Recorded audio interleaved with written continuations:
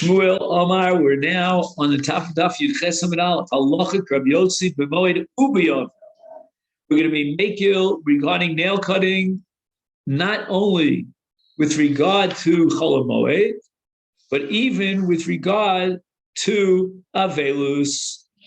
We had the original statement of Ula on Yud Zayin Amud Aleph. I'm sorry, on Yud Zayin Amud Beis. That halacha ki Rabbi Yossi b'Moed. Shmuel is saying halacha Rabbi Yossi not only b'Moed lahakel to permit nail cutting, but even during Avelus. The Omer Shmuel halacha ki divrei hamekel ba'Avel. That although there may be other rules that govern psak in general halacha universally, but the exception to the rule is the area of Avelus. With regard to Avelus, when the Rabbanan instituted all these Surei Avelus, then they had a built-in condition that whenever there's going to be a dispute about the laws of Avelus, we're always going to pass them like the Mekil. Pinchas Achua de Mar Shmuel. Pinchas was the brother of Mar Shmuel, Israel Milsa. He lost a close relative. And according to Rashi, he lost a child, Rachmana litzlan. Old Shmuel, his brother Shmuel, came to Mishal Taima Minei to console him. Chazuru litarfei David afishin. Shmuel noticed that Pinchas had grown long nails. Amalei. So Shmuel turns to Pinchas and he says, Amai lo shakaltlu, why didn't you cut your nails? Amalei. So Pinchas responds to Shmuel, if you had lost a close relative, would you be so lenient and allow for cutting the nails? So again, Shmuel's of the opinion that we paskin like Rabbi Yossi L'Kula, not only in Chol Moed, but also in Avelus, and there's no Isser of Netilas Tzipernayim Ba'Avelus. Pinchas had a different opinion. And he turns to Shmuel in such a strong way and says, oh, if you were an Oven,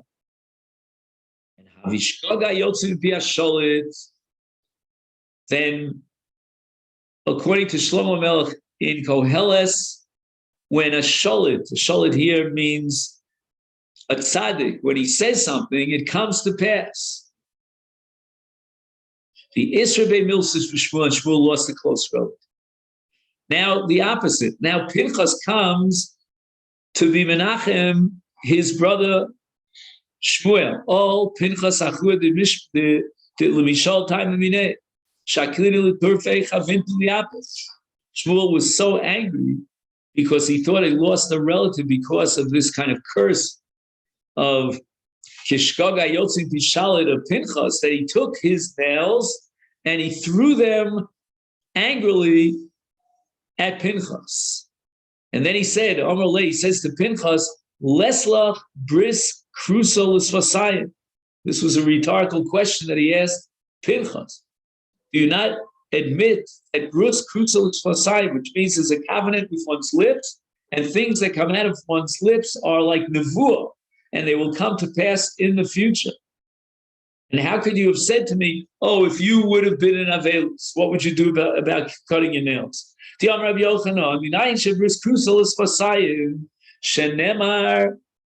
Because we have a pasuk in Bereshis, it says, Vayomer Avram el nar of shulachem po machamor v'ani v'anar l'chalkom v'nishtak v'yishmo lechem.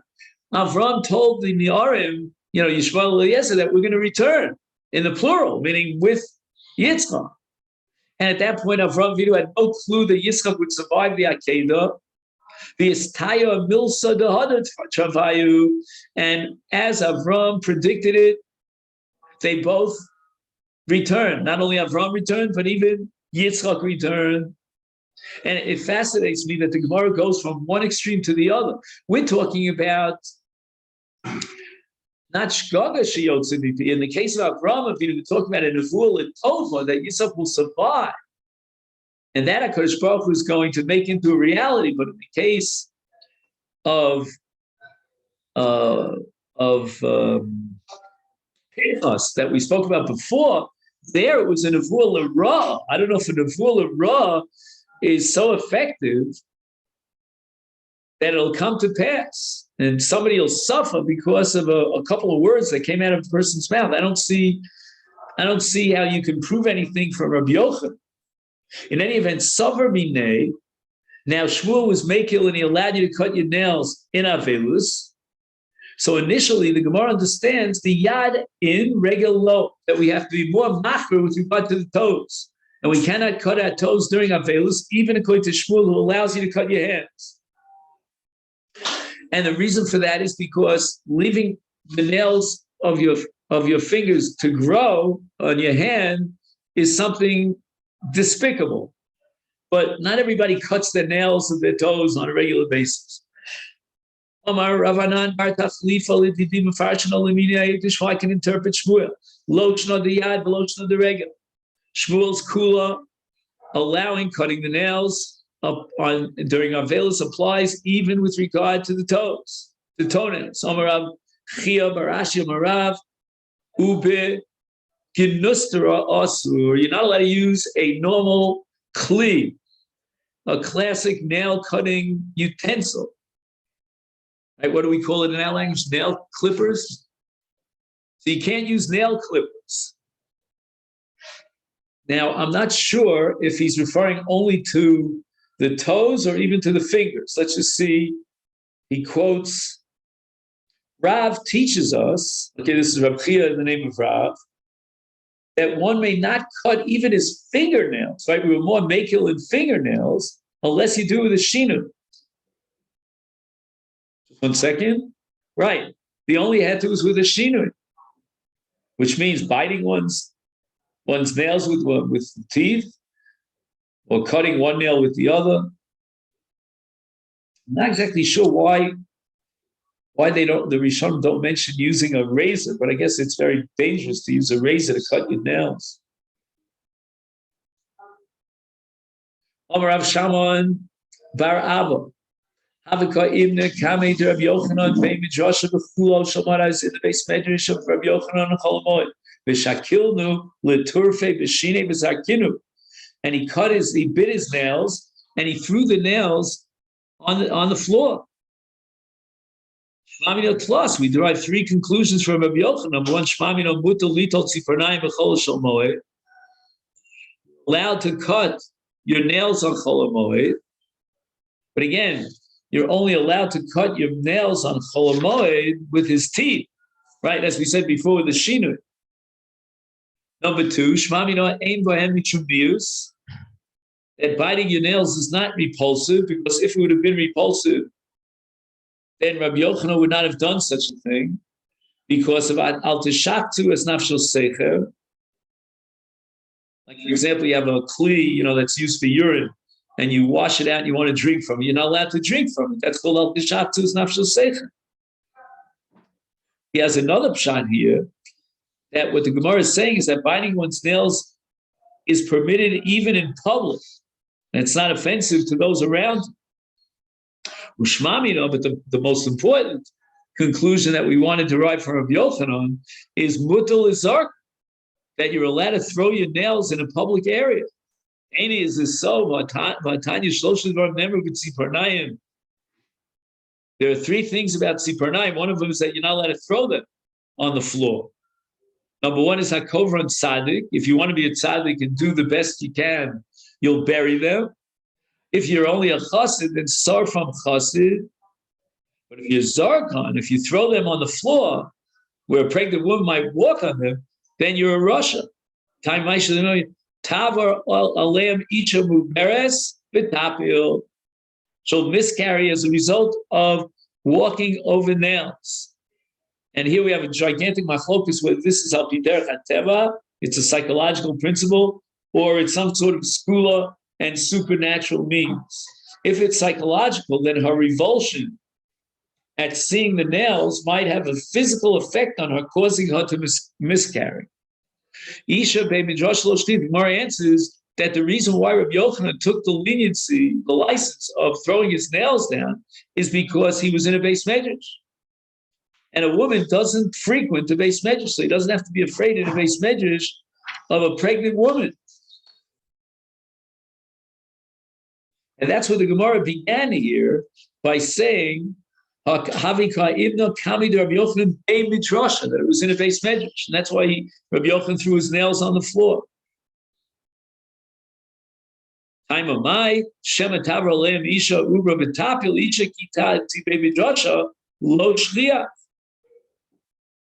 mean, today, because women are so involved in studying Torah, they have special batei midrashos for the lady folk. So if a man would go in there and throw his nails on the floor, that would be a terrible thing.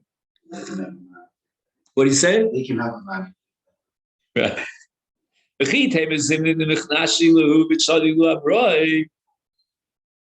you'll tell me that sometimes the nails are collected and tossed into another location. You're saying that you can throw your nails down on the floor of the base medrash. Well, maybe someone's going to collect them, and then it'll end up somewhere else that's going to be dangerous for a pregnant woman. So the answers came in the Shtani. Once you change the location, it's no longer hazardous. And this would seem to be a raya to the Shita of, I think it's the Ran, that this is all metaphysics. This is all skula.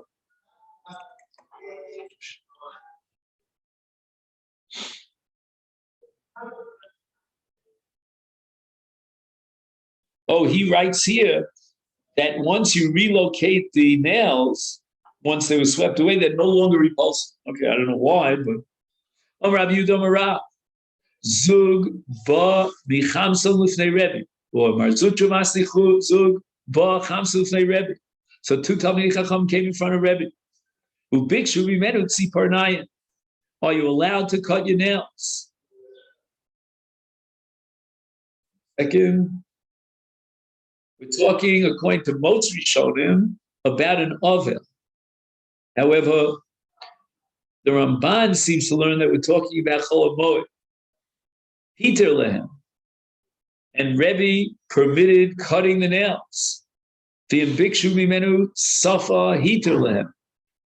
Now, as far as cutting your mustache is concerned, then they didn't ask him that question, but had they asked him, he would have been matir that as well, because the hairs in the mustache interfere with the lips and the eating process. Shmuel Amar bikshu mimenu safa v'hiter lehem. Okay, so Rebbe was actually asked, according to Shmuel, about cutting the hair above the lip, and he was matir. Amar Avitul Safra, Avitul the scribe, Mishmei Derav, Safa Mizavis Lazavis. You're allowed to cut the hair from one lip or corner of the mouth to the other corner of the mouth.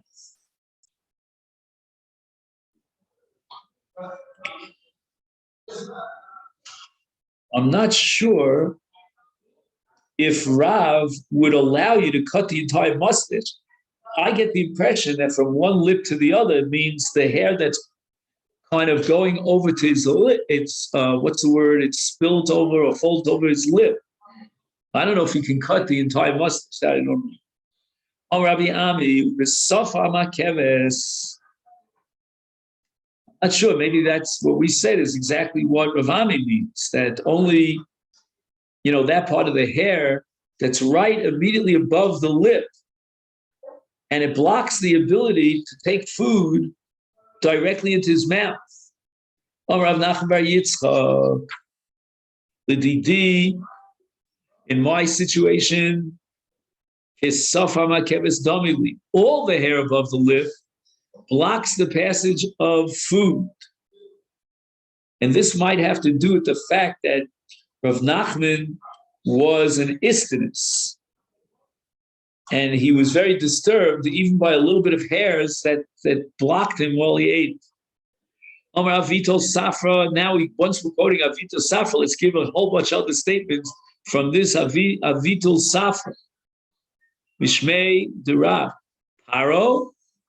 Now, what we're about to learn now is what's called a guzma. Guzma means that sometimes when the Gemara wants to convey a hashkafic idea, it dresses and guises it in a guzma, some sort of exaggeration, which is not meant to be taken literally, according to the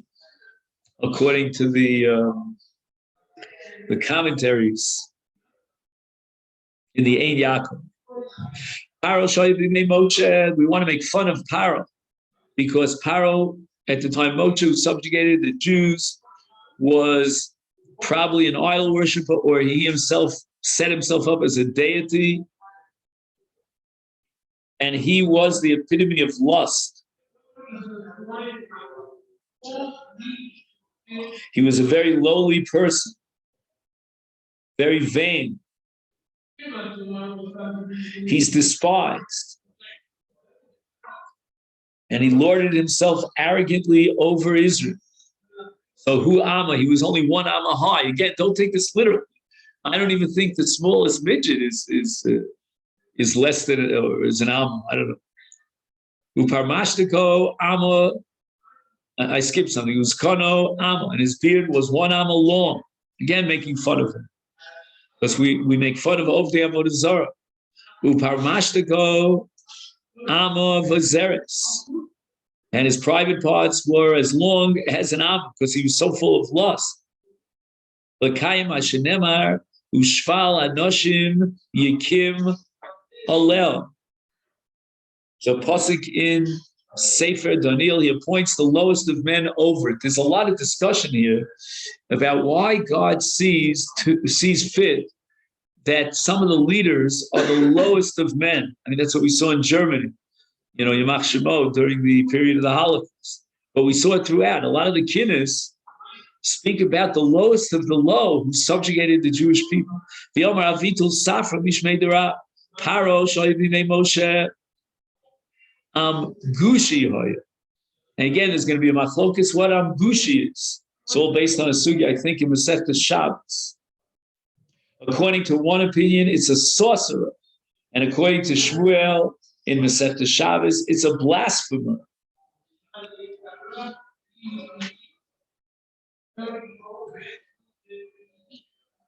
interesting. The word Magr is a priestly caste in ancient Persia. Now we go back to Mishnah on Daf Yud Gimel. Somebody gets off a boat from over the seas. He's allowed to cut his hair on Chol Moed. He's allowed to launder his clothing on Chol Moed. He couldn't have done so on Erev Yom Tov. Rav Asi Rav Yochanan, if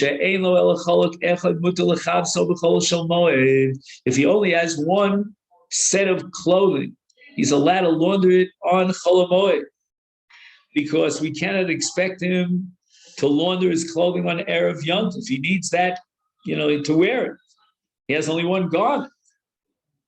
And the truth is that even if he would wash his garment on Erev Yom Tov, he would still have to wash it again on Yom Tov because it gets dirty. He only has one garment. He doesn't have a change in clothes. Masechet Rabbi Yirmiyah. Rabbi Yirmiyah rejects this based on the Mishnah. Only someone who arrives from overseas, etc., somebody gets out of jail, is hani in. It doesn't say anything about someone who only has one chalok.